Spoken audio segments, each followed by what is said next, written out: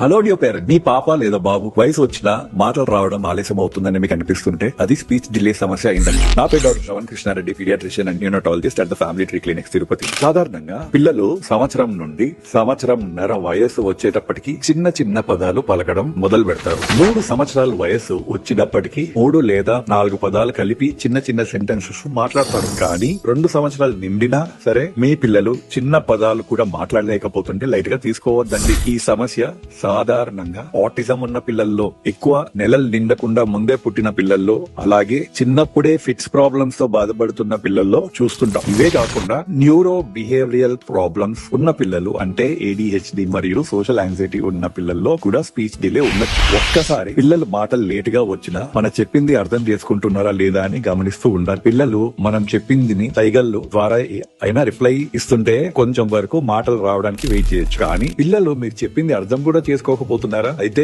ఇది ఖచ్చితంగా వీలైనంత త్వరగా పీడియాట్రిషియన్ లేదా స్పీచ్ థెరపిస్ట్ ని కలవడం మంచిది. ఈ సమస్య అందరికీ తెలిసేగా మీ కాంటాక్ట్స్ లో ఉన్న మీకు 3 పేరెంట్స్ కి షేర్ చేయండి. Thank you.